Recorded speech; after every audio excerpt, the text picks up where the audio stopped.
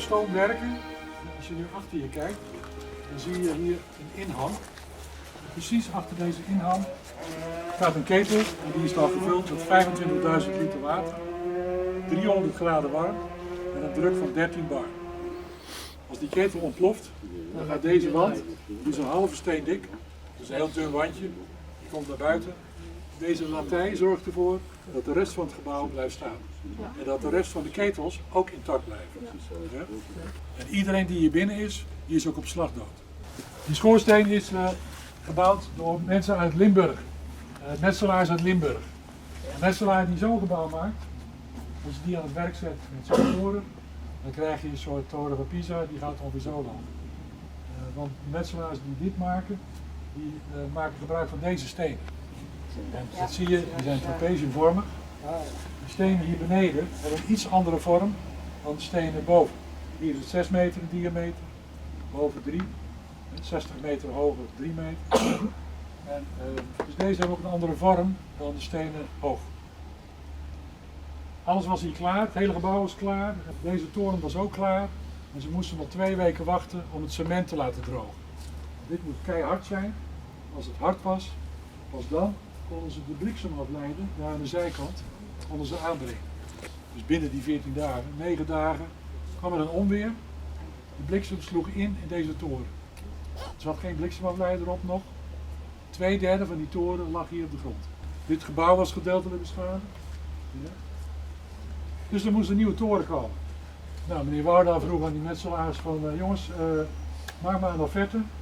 Nou, het waren zeer slimme metselaars die dachten van alles is klaar, alleen de toren moet nog gedaan worden. Dus laat ze maar betalen. Dus die toren, de tweede, was 50% duurder dan de eerste toren. En het gemaal, toen draaiden we dus nog op steenkolen. En die steenkolen die werden aangevoerd op een schip, platte schuit. En dat schip legde hier aan.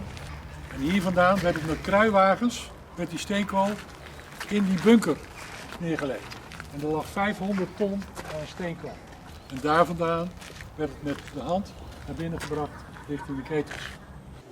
Nou, hier zien jullie die 4 ketels.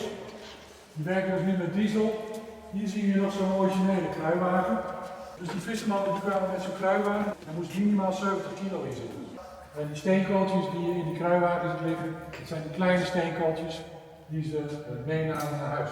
Het hele proces van stoom maken en stoom gebruiken in die pompen is een gesloten systeem. Dus hier maken we stoom in die ketels, 25.000 liter water, 300 graden en zo'n 13 bar. Die zit bovenaan, dat is de nanometer. Die geeft de druk aan de ketel. En als je goed kijkt, zie je een rood streepje bij 14 staan. Maar iedereen in Nederland die kent de uitdrukking over de rode gaan. Nou, die uitdrukking komt van dat rode streepje. Ook de uitdrukking, die persoon die moet stoom opblazen, komt ook van dit soort ketels. Eigenlijk hebben we 24 uur nodig om de boel op te starten.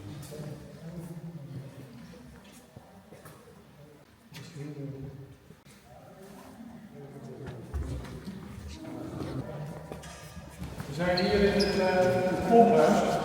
Dus hier staan 4 stoommachines, 4 pompen. Zo 1, 2, 3 en 4. Elke pomp is verbonden met 2 slakkenhuizen.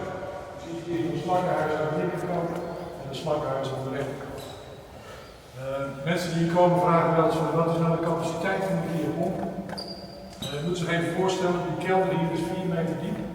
En die loopt van die wand helemaal door naar die wand en van die muur door naar die muur. Ja. Als dit hele gebouw gevuld zou zijn met water, als we op de kelder, komt er nog, dan duurt het 3 minuten en is hij leeg. De belangrijkste machine in dit pomphuis staat hier beneden. Het is een kleine stoommachine. Dat is eigenlijk het hart van alles. Zonder die stoommachine werkt hier niks. Als we hier gaan starten met pompen, dan zijn die slakkenhuizen, die zijn leeg, er zit gewoon lucht in. En dan kan je gaan draaien, er zit zo'n rad in, dat rad draait rond. Ja, die draait gewoon in de lucht en dan gebeurt er niks. Hij heeft water nodig om de boel op te starten. Dus op het moment dat die slakkenhuis gevuld is met water door het vacuüm, wordt hier de hoofdruim opengedraaid en dan komt de stoom. De de kopse kant komt naar binnen toe. En dan gaat de eerste klep omhoog. Dan duwt u de cilinder aan de binnenkant, duwt de cilinder naar voren. Dan gaat de eerste klep dicht, de tweede gaat open. Wordt de cilinder weer verder naar voren geduwd. Dan gaat de tweede klep dicht.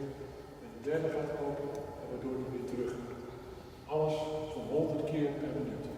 Dus het water moet onder de kelder door, wordt hier omhoog gezogen voor die vacuümketel. Dus dat betekent dat zo'n slakkenhuis, waar het rad in zit, ook behoorlijk groot en diep is.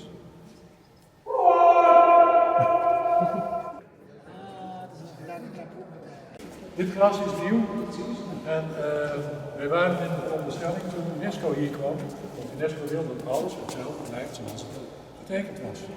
En wij dachten van nou, we zullen deze wat moeten vervangen, want dit is niet het originele gras. Maar toen vroeg UNESCO ons wat is hier gebeurd. En het verhaal is dat de manager die hier aan deze kant zat, die kreeg ruzie met een van zijn medewerkers. Dus hij gooide de deur in en toen kwam het glas uit. En toen heeft UNESCO gezegd, nou, dan mogen we in dit geval dat zo laten, want dat hoort bij de geschiedenis van dit kantoortje. Ik eindig hier mijn verhaal, want volgens mij zit ik nog binnen de tijd als ik het...